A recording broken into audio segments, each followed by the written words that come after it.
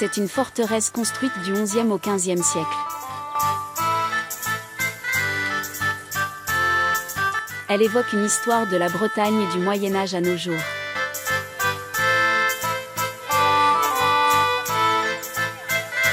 François-René de Chateaubriand, son plus illustre représentant, l'immortalisera dans ses mémoires d'outre-tombe.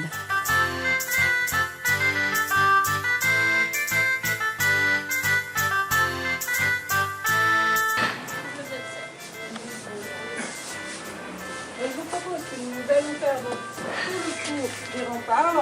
Vous allez avoir une meilleure vue du lac tranquille également. Et pour ceux et celles qui ont vertige, on va passer par les échafaudages. Ah, ça va aller.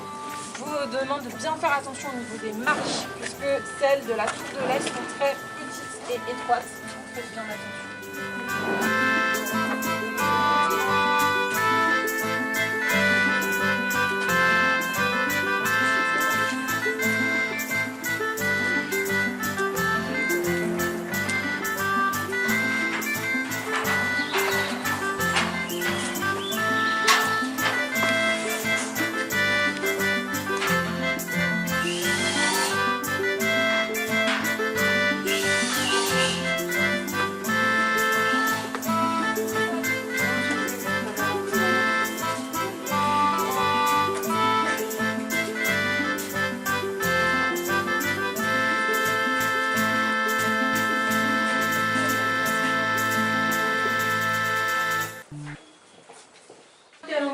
C'est normal que nous n'ayons pas de massif de roses ou d'ornementation particulière.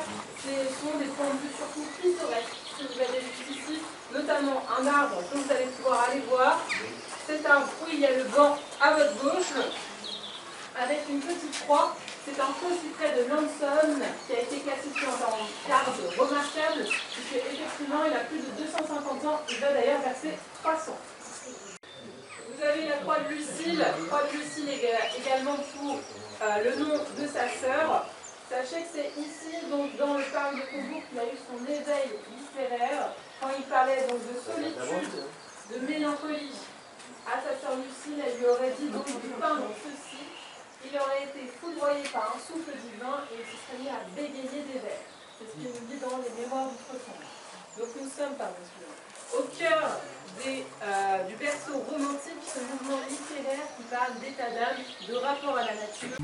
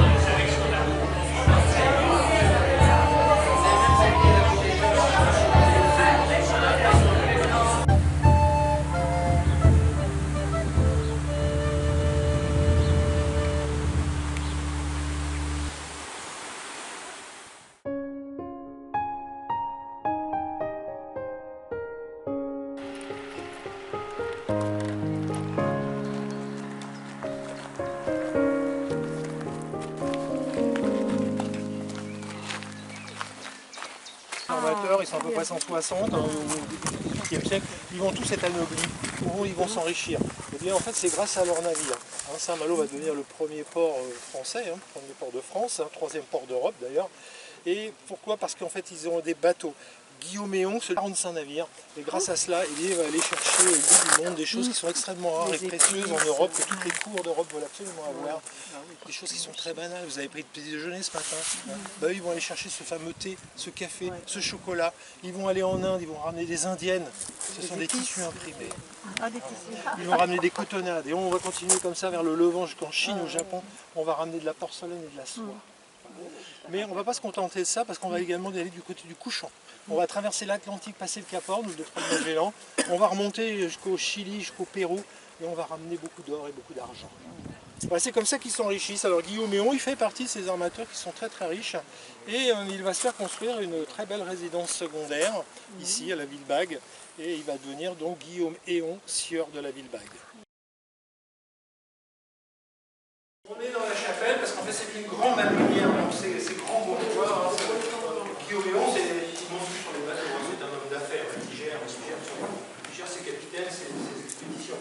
Voilà. Donc ils avaient besoin d'avoir tout le confort, tout ce qu'ils pouvaient avoir en ville, et bien ils le transportent dans ces manulières. Donc ici il y a chapelle, pigeonnier, ferme, basse-cour, il y a tout.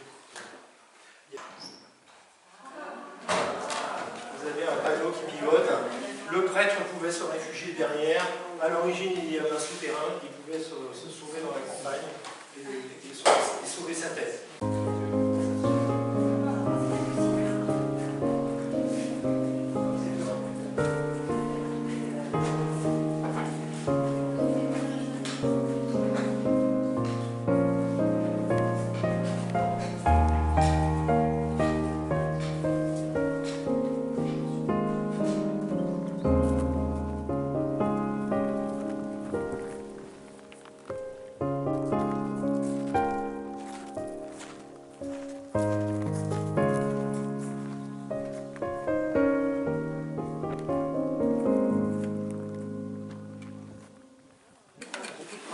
Alors, madame, elle a tout de suite vu, c'est un pigeonnier qui est carré.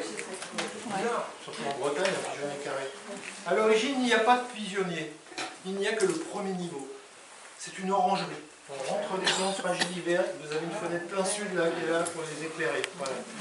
Julien, l'oncle de Guillaume, à qui il achète le domaine, il n'est pas noble. Si on n'est pas noble, sous l'Ancien Régime, on n'a pas le droit d'avoir de pigeonnier. Guillaume a réservé la noblesse au pigeonnier. La chasse également a été réservée à la noblesse. Vous pouvez être condamné à mort si on est pris à chasser sur le terre d'un noble. Voilà. Guillaume, lui, il va donc être anobli. Qu'est-ce qu'il va faire? Il va faire rehausser cette orangerie carrée. Pour avoir un pigeonnier, il sera carré. Voilà pourquoi il est carré. C'est un pigeonnier pour 320 pigeons. Voilà, parce que ça aussi, c'est réglementé sous l'Ancien Régime. On a le droit qu'il y ait 2 pigeons par hectare.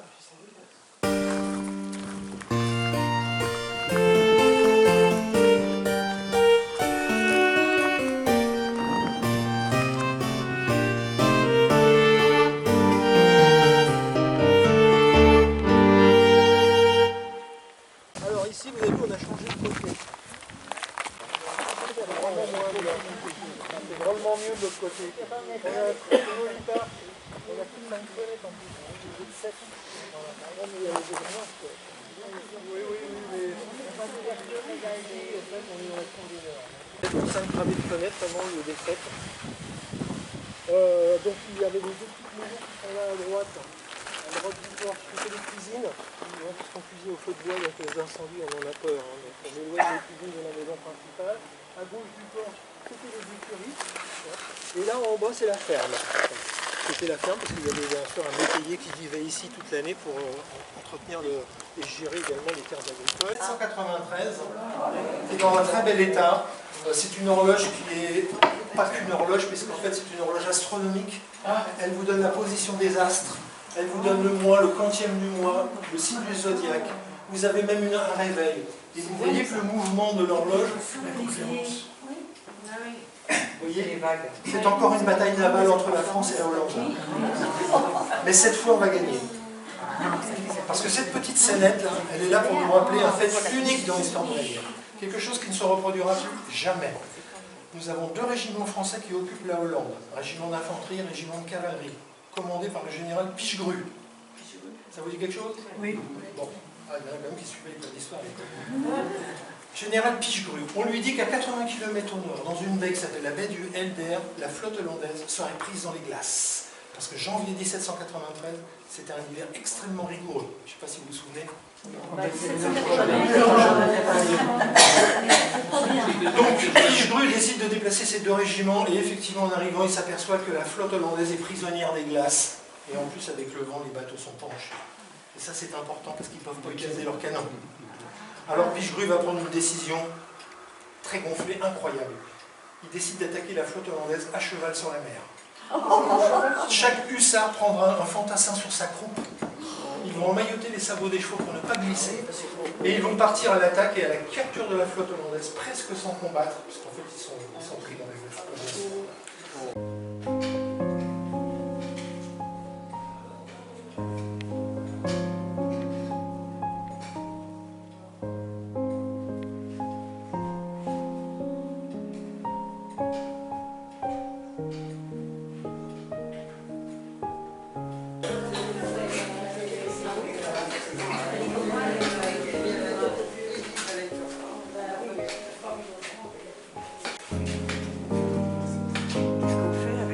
On a fait des couteaux.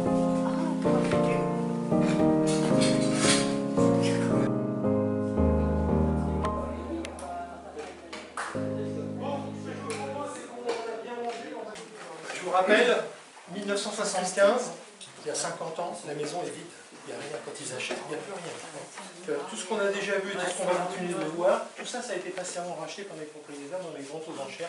Ce sont des gens qui avaient les moyens, qui n'est plus qu'à du tout maintenant. Ils avaient les moyens et tout est resté en paix. Alors, la maison était vide, mais rien n'avait été modifié dans la distribution des pièces. Il n'y a pas eu de cloison déplacée, des portes de percée. Ça veut dire que les boiseries sont bien de 1715. Tout ce que l'on y a ici, tout est authentique. Il y a quand même un peu de Made in China. La porcelaine de Chine. Tout sorti. Si vous visitez le château de Nohant, le château de Jean de Sambre, vous verrez le même service, vous verrez les mêmes verres.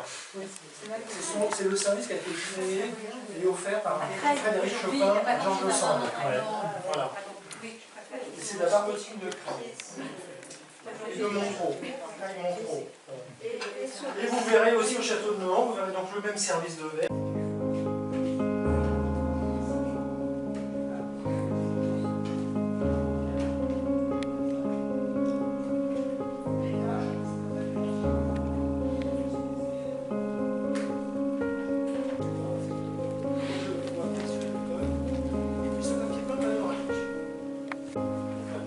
C'est un procédé d'impression. Ce papier peint, on peut le retrouver dans d'autres châteaux en Europe. Mais il a été dupliqué plusieurs fois. On le retrouve même au musée des arts décoratifs à Paris. Ça a permis d'avoir un modèle pour la restauration de celui-ci. Et il est classé monument historique. Il s'appelle les Incas. C'est l'arrivée des conquistadors espagnols au Pérou, au XVIe. Ils vont faire disparaître cette civilisation. Ils vont quitter l'ordre des Incas. Lui, il est classé monument historique, ça veut dire qu'il n'appartient pas à la maison, il appartient au Français. Chacun a un petit bout des choses. Et il a toujours l'obligation de maintenir en bonne forme et de les montrer au futur. Alors, on va vite fait le dernier salon qui est intéressant.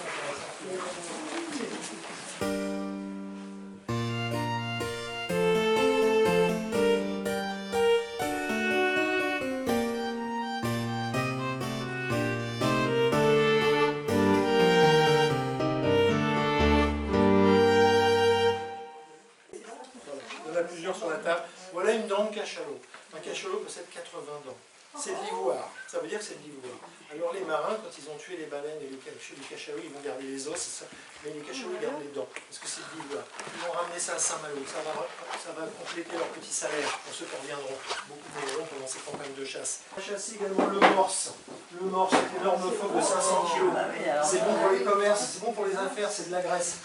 Mais les défenses, on les garde. Parce que c'est de l'ivoire encore. On les ramène, on les fait travailler par des ateliers d'artisanat, on s'est revendu, ça améliore son petit salaire. On va chasser le narval aussi. Vous en avez un là. Voilà. Alors une corne, non. Malgré qu'on l'appelle la licorne des mers, ce n'est pas une corne, c'est une dent. C'est une canine. Quand on voyait un capitaine dans les rues de Saint-Malo avec une canne comme ça, on savait qu'on avait affaire à un capitaine extrêmement expérimenté. Il était capornier. Il avait donc réussi à franchir le Cap Horn avec son navire. Son équipage lui offrait une canne en vertèbre de requin. Par contre, ça c'est beaucoup moins prestigieux. C'est une tête de nègre. Ça veut dire qu'il était aussi capitaine de navire négrier. Et il s'en vantait. Vous voyez, tout ça pour vous amener sur ce sujet. Saint-Malo, c'est le 5e port négrier français, derrière Nantes, le premier. La Rochelle, ensuite Le Havre, Bordeaux et Le Havre. Et ensuite Saint-Malo. Alors, Nantes, c'était une vraie industrie. Il y avait beaucoup de navires, beaucoup de voyages, beaucoup d'armateurs qui étaient spécialisés dans la traite négrière, le commerce triangulaire. Et Saint-Malo, en fait, nous, on s'enrichissait tellement d'autres belles manières, les affaires roulaient bien, la traite négrière, c'était dangereux, donc on ne va pas s'y mettre tout de suite, on va s'y mettre plus tard. Et en fait, comme les Rochelais, les Nantais avaient pris les meilleures places, on en a fait beaucoup moins, 80 000 quand même. 80 000, même en transité par nos navires. Voilà. C'est pas le meilleur côté de l'histoire de Saint-Malo, évidemment, mais moi j'en parle. Voilà. 5e port négrier français. On avait le droit, tout le monde n'avait pas le droit de le faire. Il fallait que le roi autorise. Et on faisait partie des ports autorisés à faire la traite négrière. Alors, il y en a eu avec les Caraïbes, c'est-à-dire Saint-Malo, Sénégal, les Grandes Antilles, pour alimenter les grands propriétaires de plantations. Mais il y en a eu aussi dans l'océan Indien, sur l'île de France, qui est l'île de Maurice, ou sur Bourbon, qui est maintenant l'île de la Réunion. Il y avait des grandes familles de planteurs qui voulaient aussi des esclaves, pour moi on ne les payait pas. Et si Napoléon a remis en route l'esclavage, puisque la première abolition c'est 1795, Napoléon va la remettre en route, c'est à la demande de ces grandes familles. C'est pas Napoléon. Là vous avez un objet très particulier. Vous voyez, il y a un canon et il y a une loupe. Le canon, je mets de la poudre, je bourre tout ça bien, je mets pas de balles, ça sert à rien. Vous voyez que c'est un cadran solaire, avec son aiguille. Ça veut dire qu'il faut que je le règle, pour qu'il me donne l'heure exacte. Une fois que j'ai l'heure exacte, quand l'ombre de l'aiguille m'indique qu'il est midi, je monte ma loupe. Les rayons du soleil vont allumer la poudre et ça va faire tirer le canon. Ça a donné une expression. Ça a donné une expression française. Midi pétante. Midi pétante. On mange à midi pétant.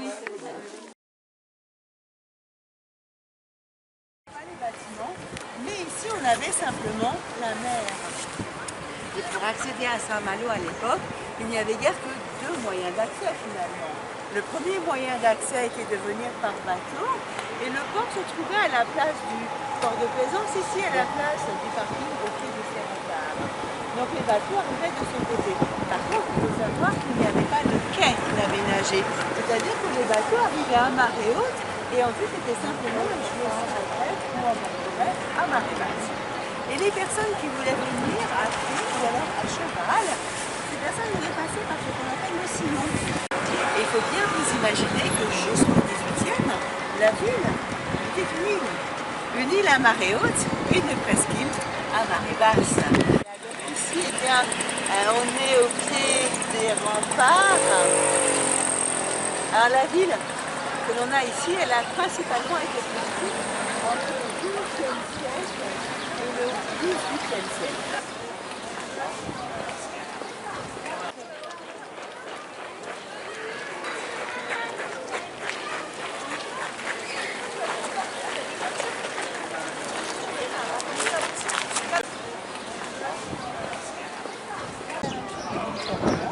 Mamois sûrement, breton peut-être, français s'il en reste. Donc voilà, c'est des livres qui marquent en fait le caractère quand même un petit peu, voilà, tiens.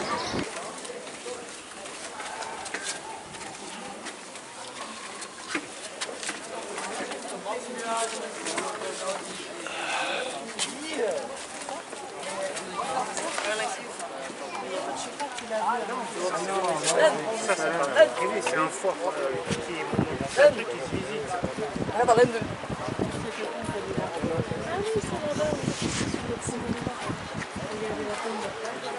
Nous sommes sur ces remparts.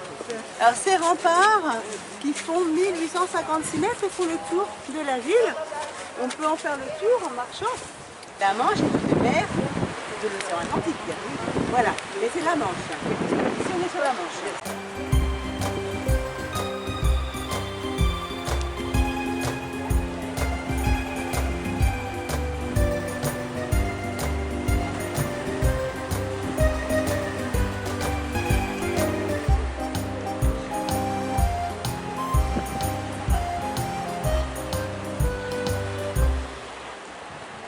cette attaque anglaise de 1693, quand les Anglais ont voulu attaquer Saint-Malo. Et en fait, au cours de l'attaque, vu d'ici, vous voyez, les Anglais voulaient lancer un brûlot, donc un bateau rempli d'explosifs, contre la tour qui est là-bas.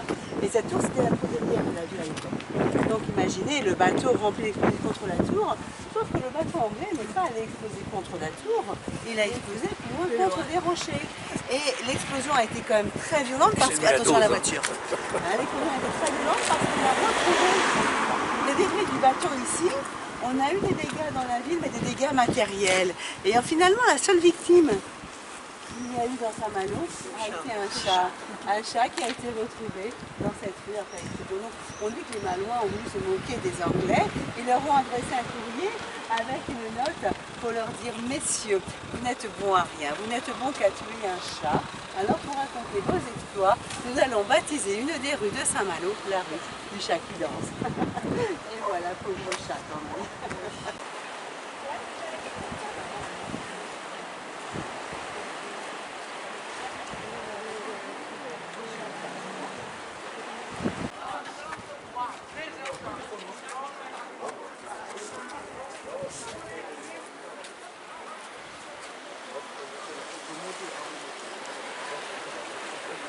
Et ici, on a encore une autre partie de la baie de Saint-Malo avec d'autres forteresses qui avaient été construites pour défendre et protéger la ville.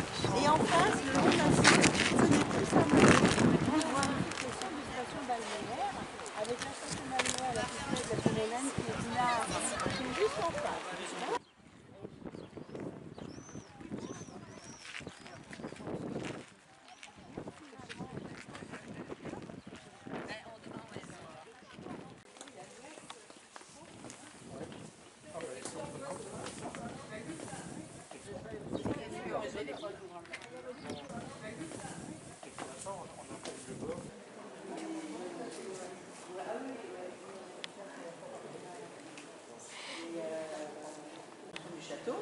Et ce bâtiment a été incendié, l'intérieur a été détruit au moment de la libération.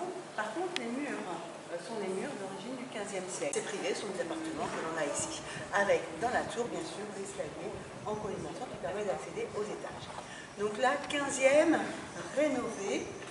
Et là, on a ce bâtiment qui est du XVIIe siècle, qui lui n'a pas été détruit, n'a pas été touché au moment de la libération.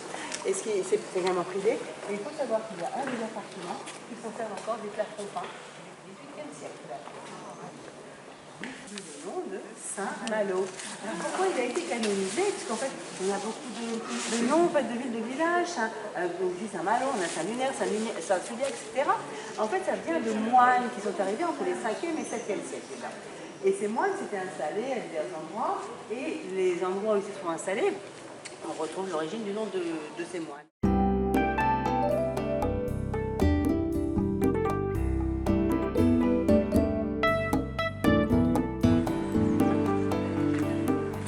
Bienvenue à Dinan déjà.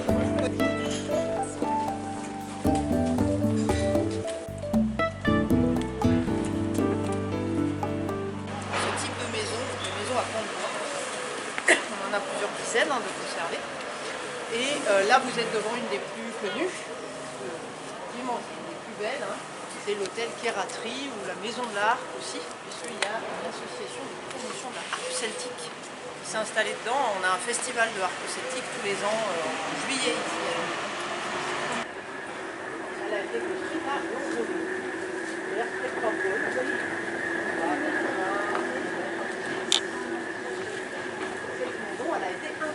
Dinan au XXe siècle. Dans la fin des années 20 et des années 30, il y a eu un maire ici, qui s'appelait Michel Cadillon, qui était issu d'une famille protestante alsacienne qui était venue s'installer à Dinan par la bière, patrimoine, le tourisme et le patrimoine. Et du coup, il va lancer une politique patrimoniale au milieu des années 20, hyper novatrice. Un homme, on a des moines, des figures sans doute aussi allégoriques et qui renvoient à l'idée l'histoire, les affiliations de celui qui l'a fait construire, mais ça on ne connaît pas. Parce que le nom Pierre Astry, c'est pas le constructeur, hein, c'est un propriétaire plus tard.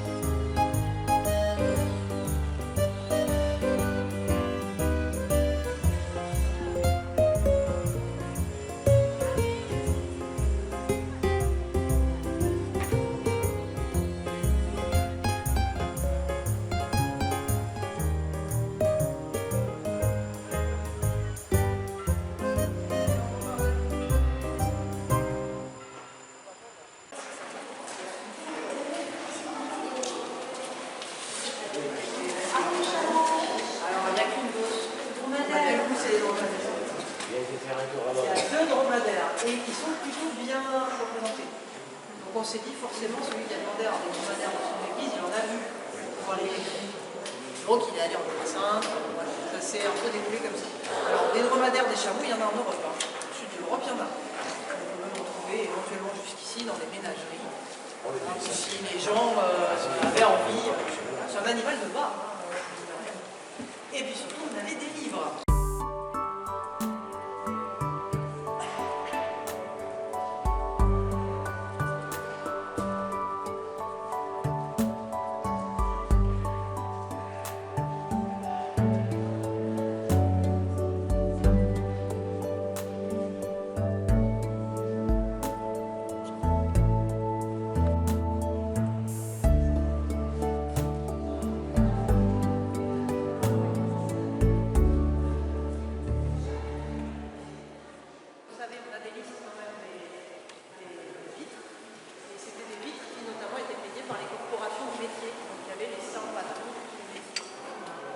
La Sainte-Barbe, elle est partout.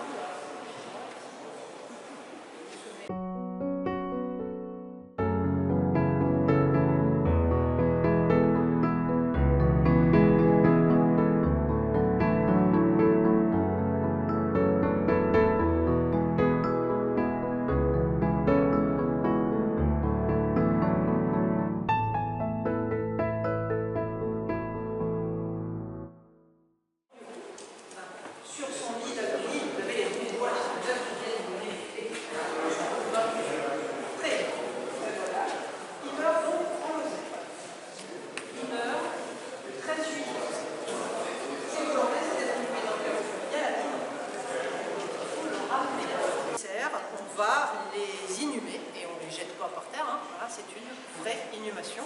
Donc au Puy-en-Velay, vous avez la tombe des viscères de Duguesclin avec un gisant. Le corps et la boîte à cœur prennent la route. Là, il y a plusieurs versions. Soit c'est le cortège de mouches qui est trop important, soit c'est carrément le cercueil qui implose. Ça, c'est sans doute la légende noire. Hein. Voilà. La réalité, c'est que ce qui va lui arriver était probablement prévu. Vous savez très bien, ça n'arriverait pas à ramener.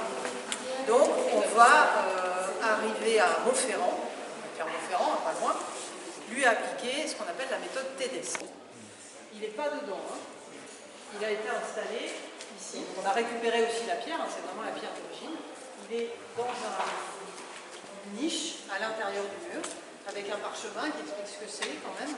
Et il n'est pas tout seul, parce qu'en fait, il y avait deux boîtes à cœur. Il y avait deux cœurs. Non, c'est pas lui. Alors, si on veut être romantique et poète, il y a le cœur aussi de sa première épouse, Tiphaine Ragnel. Et c'était un mariage d'amour. En tout cas, de son point de vue à elle, hein, elle a choisi.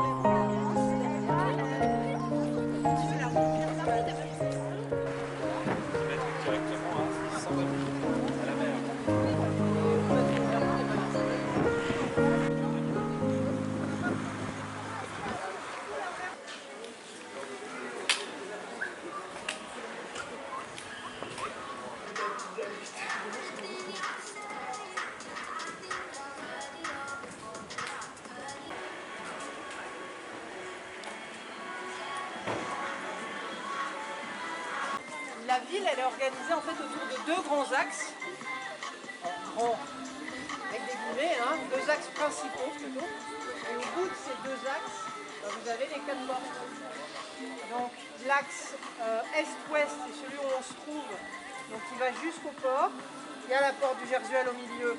On continue comme ça tout droit, on tombe sur la porte de Brest. On peut tomber jusque dans les années 1880. Et puis la rue nord-sud, c'est celle-là. C'est la rue où il y a la tour de l'horloge. Si on continue, on arrive porte de Rennes, porte du Guichet au château. Et là, par là, vous continuez encore un peu, vous êtes porte de Saint-Malo. Donc il y a vraiment cette croix autour de laquelle s'organise la ville. La ville marchande, elle va être dans cette partie-là. Tout le reste, tout autour, y compris tout ça, hein, c'est des monastères. C'est la rue la plus importante, puisque c'est elle qui va relier le port à la ville haute.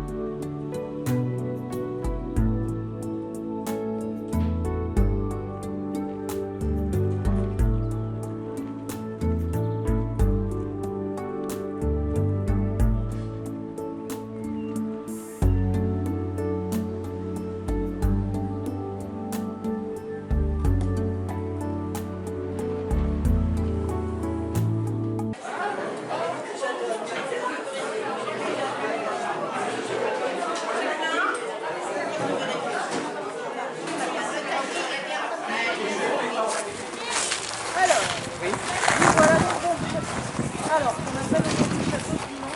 En fait, c'est un ensemble de 3 constructions indépendantes à l'origine. Ça, c'est la partie la plus ancienne.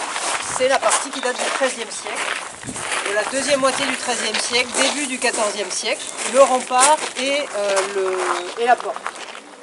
La deuxième partie, chronologiquement, c'est le château vraiment à proprement parler. Hein.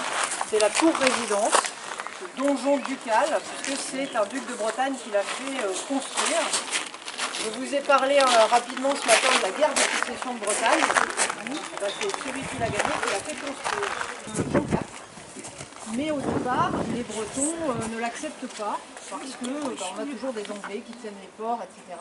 Donc il est obligé de se réfugier en Angleterre. Voyant cela, le roi de France se dit c'est l'occasion de mettre la main sur le duché. Et les Bretons n'aiment pas les Anglais, mais ils aiment encore moins les Français. Donc ils vont rappeler leur duc. Et Jean de Montfort va rentrer en 1379, fin 1379, en triomphe en Bretagne. Et il va faire beaucoup de constructions dans la péninsule pour marquer son nouveau pouvoir. Et c'est des constructions qui vont avoir diverses formes en fonction du message qu'il veut envoyer.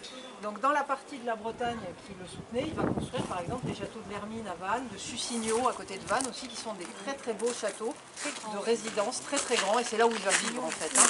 Lui il vit surtout à Vannes et à Sucigno, donc c'est la résidence de campagne. Hein. Dans les villes qui ne le soutenaient pas, donc dans le nord de la Bretagne, il va faire ce genre de choses, des grosses tours-résidences, qui sont en fait l'architecture du roi à l'époque, et surtout, il les fait en dehors de la ville. Le rempart est là, le château est devant.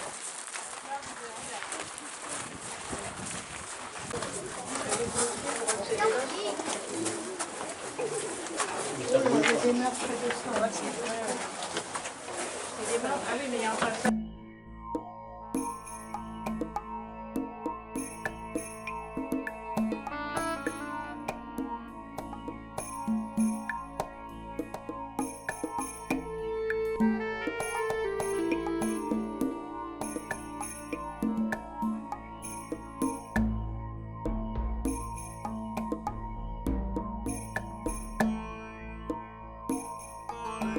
Alors, comme je vous le disais, la nouvelle muséographie a mis le militaire à l'honneur dans cette tour-là.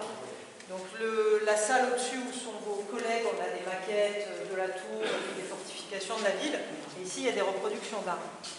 Donc cette tour Coëtquin, c'est une tour d'artillerie, comme celle que je vous ai montrée de loin ce matin, donc avec un plan en U, et qui s'avance énormément.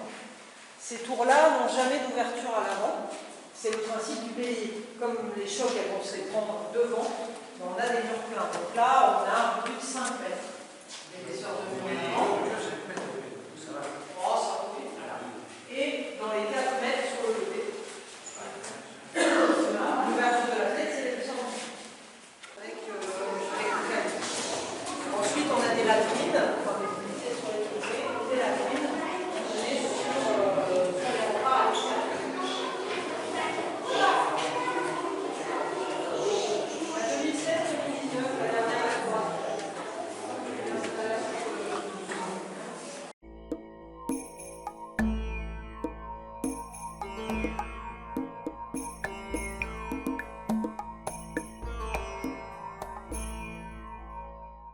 On est dans ce qu'on appelle le souterrain Mercœur.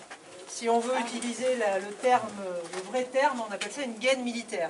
Donc là, derrière moi, c'est le rempart qu'on a un peu gratté, on a enlevé de l'épaisseur et on lui a collé là ce passage voûté avec des ouvertures de tir. Et sur ce mur-là, voilà. Ah oui, d'accord. Ça, c'est le rempart. Donc l'extérieur de la ville, il est là. Là, oui. Les ouvertures de tir, ah, ça coule. Les ouvertures de tir, elles sont dirigées vers l'intérieur de la ville. Donc Mercœur, il le savait, hein, qu'il n'avait pas que des amis dans la ville. Hein, même quand il fait construire ça, déjà il prévoit. C'est fait pour installer des petits canons, les canons à main qu'on a vus, qui sont déplaçables. Et si vous vous rappelez bien, je vous ai dit qu'il y avait un petit souci de fumée avec les canons. Oui. Donc dans un truc comme ça, voilà, on a aménagé des cheminées. Il y a des trous à intervalles réguliers. Ah oui, ça. Il y en a d'autres où on a mis des haut-parleurs. Alors ils ont peut-être enlevé les haut-parleurs parce que normalement il y a des sons là qui sont diffusés, mais on les a enlevés parce que ici c'est chez les chauves-souris. Donc l'hiver elles hibernent là, donc on ne veut pas les déranger. Voilà. Donc les cheminées, elles arrivaient jusqu'au niveau du rempart. Là on a commencé notre visite pour l'évacuation de la fumée. Et là aujourd'hui c'est coupé en deux ce souterrain Mercœur. Parce qu'on a réouvert la porte du guichet, mais il faut imaginer qu'à l'origine, ça continue. Voilà, on est de...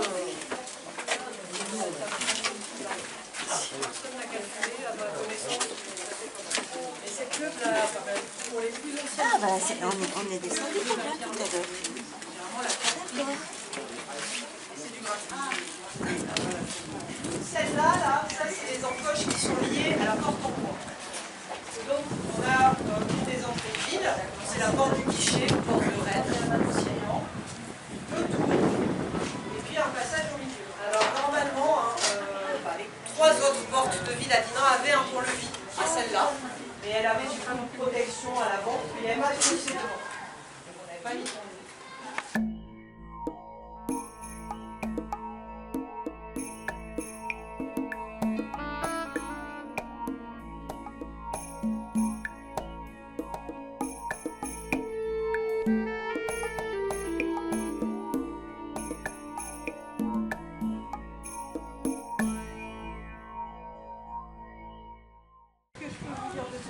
Alors si, on a une très belle niche décorée.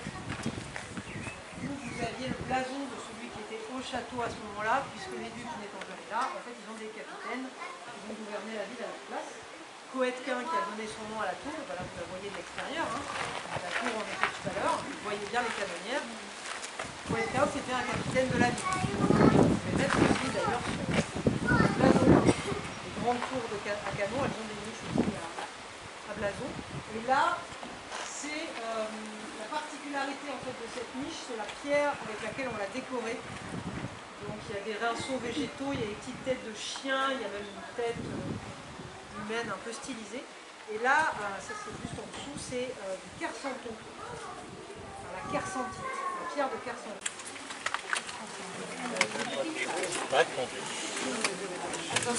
Alors on était dans la cour d'honneur, donc c'est pour les invités. Il faut leur donner à manger quand même à tous ces invités. Voilà. Donc la nourriture, elle rentrait par là. elle ne rentrait pas par la cour d'honneur. Ça, c'est l'entrée de service. Donc on a un autre pont-levis aussi ici, qui donnait sur l'extérieur directement.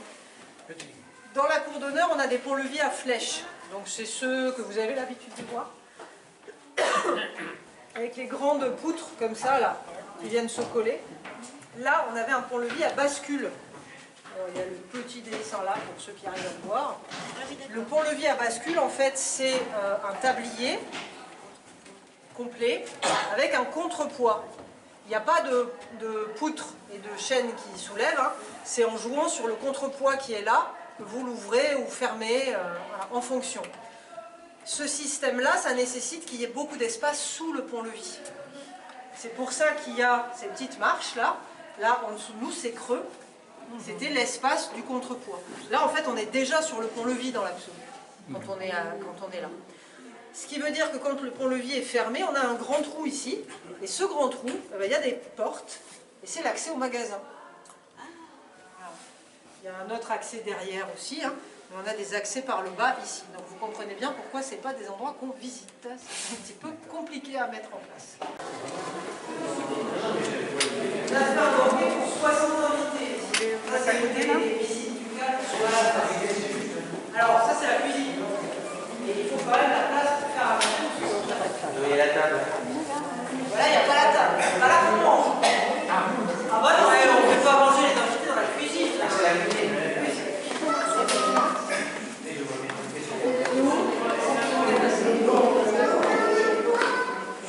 Par l'extérieur ou par les magasins. Donc la cuisine, isolée, comme on en parlait à l'instant, isolée aussi par le toit. Hein. Vous verrez les autres pièces du château, ce sont des plafonds noirs. Ici on a une voûte en pierre. C'est aussi parce qu'on est en bas qu'il faut que ça tienne le tout. Hein. Donc on fait un truc un peu costaud. La cheminée est immense. Donc un gros problème, enfin une grosse possibilité de problème pour les incendies. Avec les chauffes les fesses. Et chaque cheminée a son conduit indépendant. Il n'y a pas de conduit qui se rejoigne. Donc si on attend, si vous avez encore les jambes pour aller sur la terrasse, là il y a plein de conduits de cheminée partout sur la terrasse. L'avantage d'être en bas, c'est aussi que du coup on a accès à l'eau. On a plein de sources maintenant. Donc ici on a un puits qui n'était pas là au Moyen-Âge. Hein. C'est une recréation du XXe siècle qui avait déjà été en partie aménagée quand c'était la prison. Mais on avait quand même un accès à l'eau, mais encore plus pratique que ça, on avait quasiment l'eau courante dans cette cuisine. On a des citernes donc, dans la cour d'honneur, dehors, et juste derrière vous, là, il y a une pierre qui sort du mur, qui est en forme d'aiguille pour vous, qui est en forme de gouttière un petit peu. Et cette pierre, elle mène, enfin ce conduit, il mène vers les citernes, et donc on avait l'eau qui coulait par là. Elle coulait ici, elle passait dans la rigole, sous l'escalier, et elle arrivait dans cette pièce-là, qui sont les latrines pour les cuisiniers. Donc on avait même la chasse d'eau. C'est même pas des toilettes sèches. C'est trop fort. Hein. On a ensuite en aménagement le vaisselier, donc pour ranger la vaisselle. C'est pas un escalier, c'est vraiment un rangement. Alors là, on a de la reconstitution de vaisselle de la fin du XIVe. Et c'est la céramique qu'on faisait beaucoup ici en Haute-Bretagne. Donc la Haute-Bretagne, j'ai des voisins qui savent ce que c'est. La partie orientale de la Bretagne, la Bretagne qui parle gallo. On n'a jamais parlé breton ici. Mais pour les femmes, le Moyen-Âge, c'est pas mal. Oui, c'est quelque chose que. Non, mais. Une femme au Moyen-Âge était un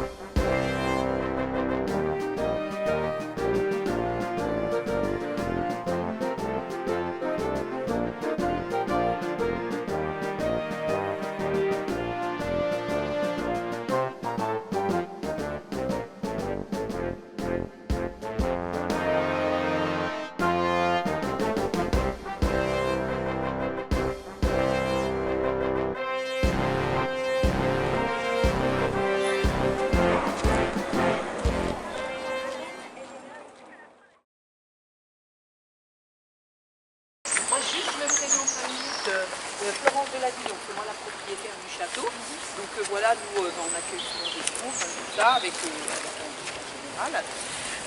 Alors, pour vous expliquer un petit peu la visite, de toute façon, on se met à l'heure où vous devez partir. Il va vous présenter un petit peu l'aspect architectural à l'extérieur du château. On va débuter la visite donc. Est-ce que certains d'entre vous imaginent de quand date le château? Moyen-Âge, effectivement. Ce château-ci, pas loin, c'est un château du début du XIIe siècle. Donc à l'origine, il a été construit comme bon nombre de châteaux pour protéger les biens du clergé.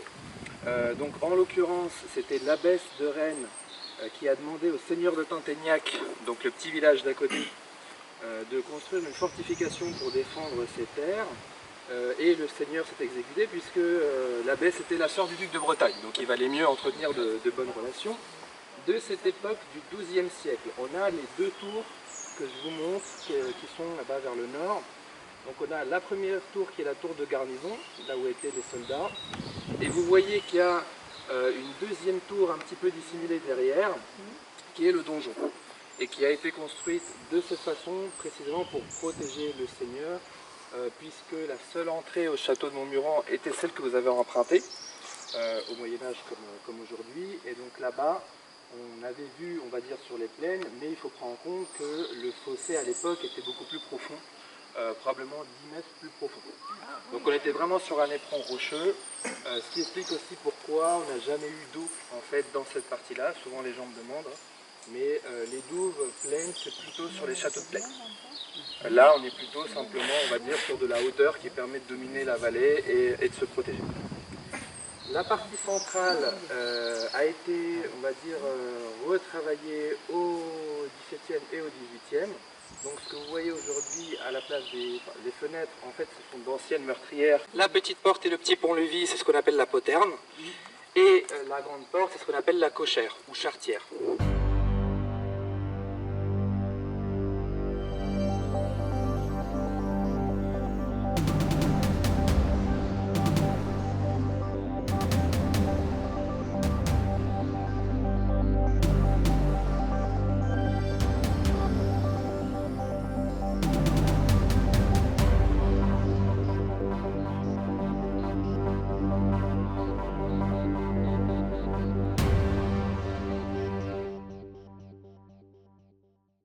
On a plusieurs éléments.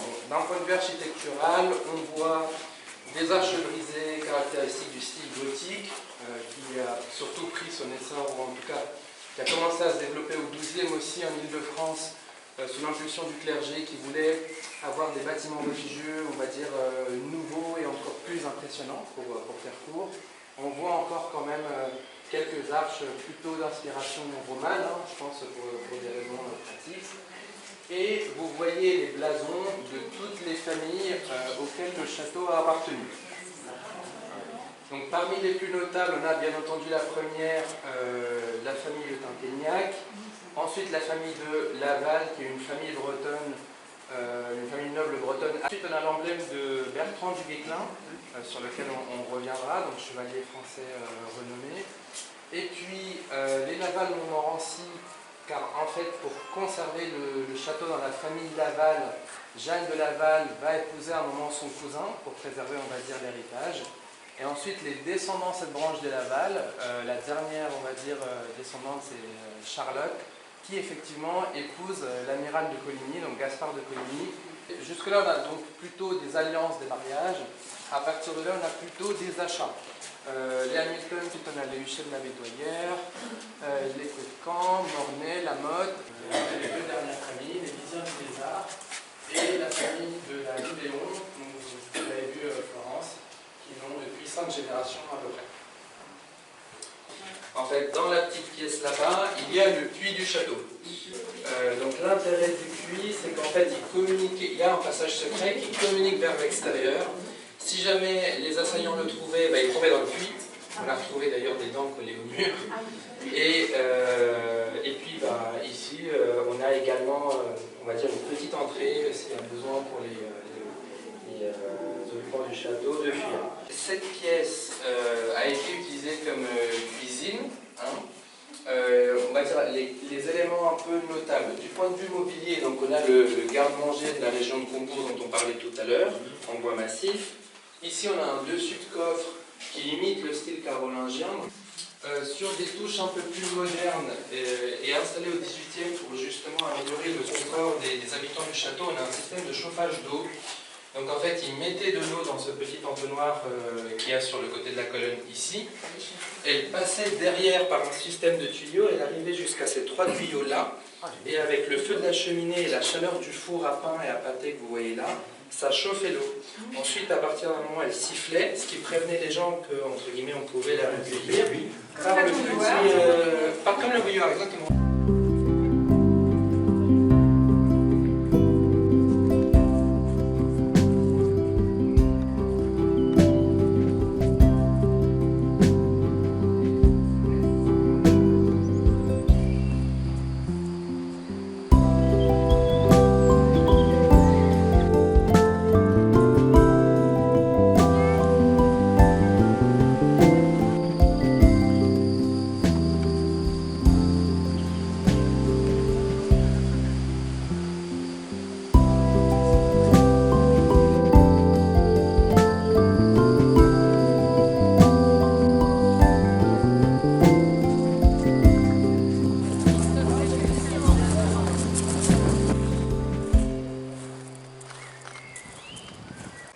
Nous sommes dans la chapelle du château qui a vu passer du beau monde et de beaux événements.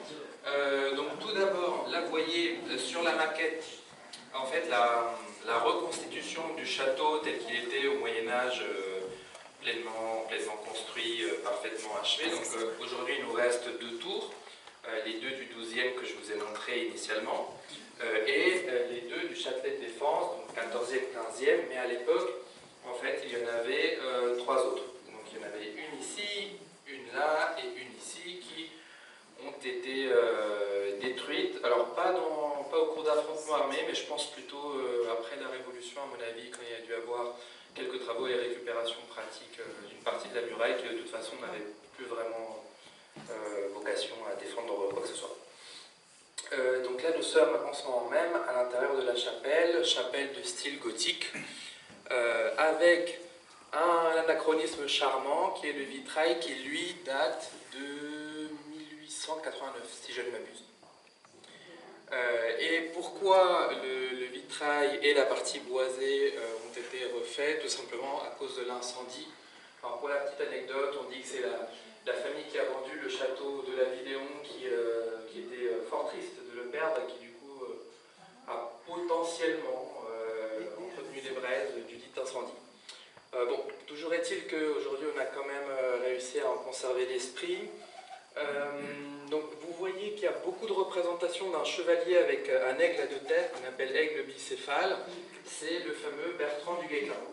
On dit qu'il a été adoubé ici même, là où vous posez les pieds. Parce que l'adoubement étant une cérémonie religieuse, je trouve plus logique de la faire dans une chapelle. Après le reste du mobilier, c'est du mobilier du 18e. Vous allez trouver des choses qui sont un peu surprenantes, qui sont souvent aussi agréables à regarder. Et c'est vrai qu'on catégorise par facilité, mais c'est vraiment de tête à tête qui font tous du roman et de tête à tête qui font tous du gothique. Bah ouais.